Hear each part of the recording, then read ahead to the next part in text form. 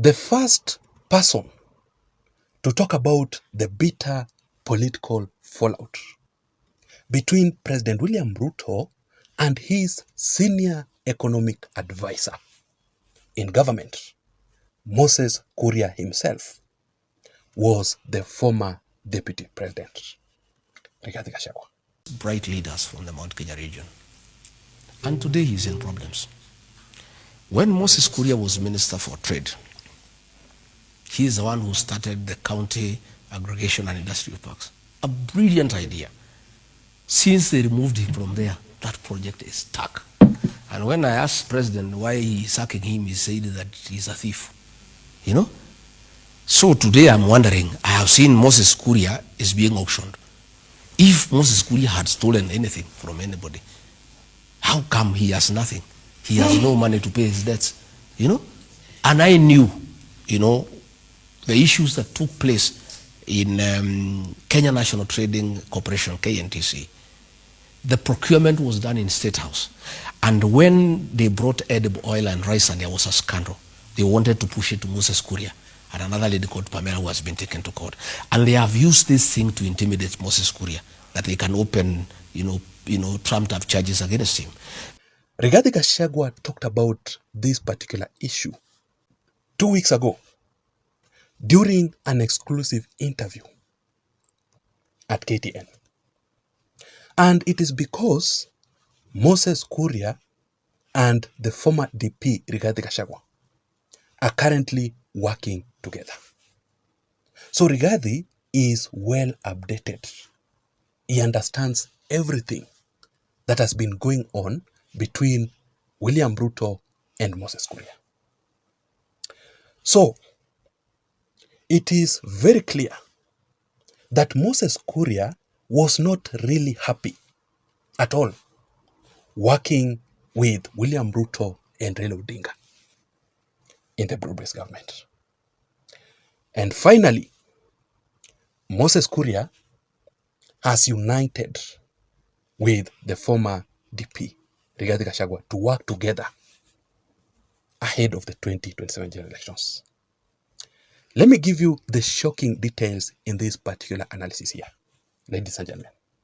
Because currently, as we speak, it is either you are supporting the broad-based government as a politician, or if not, then you're supporting Wamunyoro. Nothing else. Not even Fred Matiang'i, because Matiang'i has not officially declared that he will run for presidency in 2027. It is only Uhuru Kenyatta and the Jubilee Party who are campaigning for Dr. Fred Matiang'i. So it is either you are in Wamunyoro or you are in the broad-based government. And I don't blame Moses Kuria at all working with the former DP Rigathi Gachagua, joining Rigathi Gachagua's new political party that he will unveil in May. It is because all politicians, especially from the Mount Kenya region, must listen very, very keenly to the ground. Because the politicians follow the people in the Mount Kenya region, not the other way around. And the ground in the Mount Kenya region, the Kikuyus have said no. They are not ready to support the broad-based government in 2027. Afadhali will support Matiang'i or Kalonzo, but not the broad-based government. So, for political survival, Moses Kuria has to follow what the Kikuyus says. A good example, the former head of state, Uhuru Muigai Kenyatta, did not listen very keenly to the ground, and he was humiliated very badly by his own people in the Mount Kenya region in the previous 2022 general elections. The Kikuyus were very clear. They don't want to vote for Raila Odinga. They will not support Azimio. That is exactly what happened. So the same case applies here. But before we begin this analysis, if you're joining me for the first time, or if you're listening to me and you haven't subscribed to this channel, just take a second or two and subscribe to my channel for you to receive the latest political updates from this channel and also the best political analysis. My name is Jason, and of course, you are listening to Jason Vibes Radio, political channel. Thank you for your support. Now, in the broad-based government, Moses Kuria was the most frustrated leader. Despite being President William Ruto's senior economic advisor. And according to the former DP, Rigathi, he says that Moses Kuria was frustrated by William Ruto and RAILA Odinga because he is a brilliant leader. And William Ruto does not want brilliant leaders in his government. But I disagree with Rigathi because currently as we speak, President William Ruto already has brilliant leaders, experts from the ODM party, who he appointed as his cabinet secretaries. Akina John Mbadi, Akina Wycliffe Oparanya, Akina Joho, and the rest. The experts from the ODM, very brilliant leaders. And the first political frustration that Moses Kuria encountered in the broad-based government is when he was removed as the cabinet secretary for public service, and he was demoted immediately to be President William Ruto's senior economic advisor in government. I'm saying he was demoted because, according to Rigathi, that particular position, Moses Kuria being removed as the CS to William Ruto's economic advisor, is like demoting your own wife to be your maid. Again, the president did not want any leader from the mountain who has a brain, who is principled, and who can do anything. That is why he got rid of Rigathi, Moses Kuria, Methekali Nturi, Justin Muturi. But you're talking about Moses Kuria, who's the economic advisor to the president. I am saying you cannot remove. So he's not getting rid of. You cannot get a man as minister and make him an advisor. That is a joke. It's like chasing away a wife and making him a maid in your house. It's very disrespectful. William Ruto removed Moses Kuria from that particular position because of the political deal between Ruto and RAILA Odinga in the broad-based government. But according to the former deputy president, Rigathi, he argues that Moses Kuria was removed by William Ruto because Ruto was complaining that Moses Kuria was really, really corrupt. Number two, Moses Kuria's properties recently were being auctioned simply because Moses Kuria failed to pay only 54 million Kenya shillings loan from the Equity Bank.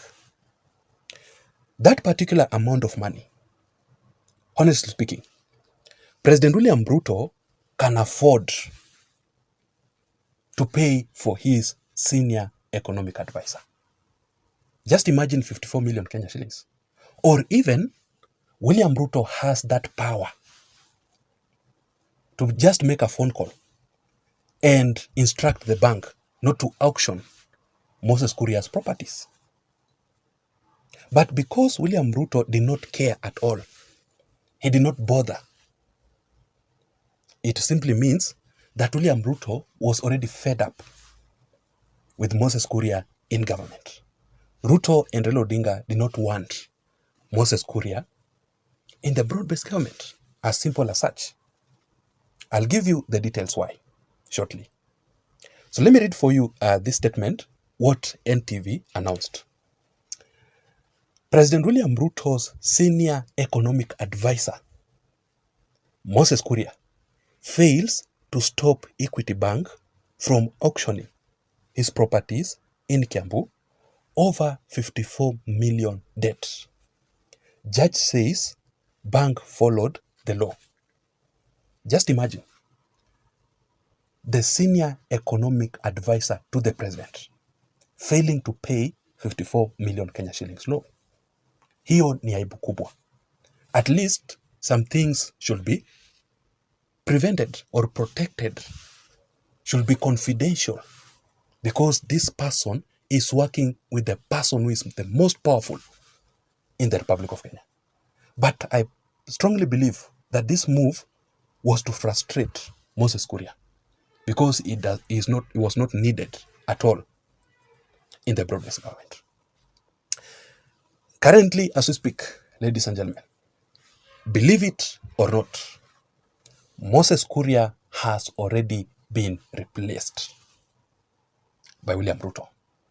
The person who has replaced Moses Kuria as William Ruto's senior economic advisor, currently as we speak, is none other than Raila Odinga's nephew, the son of Raila Odinga's real brother by the name Oburu Odinga.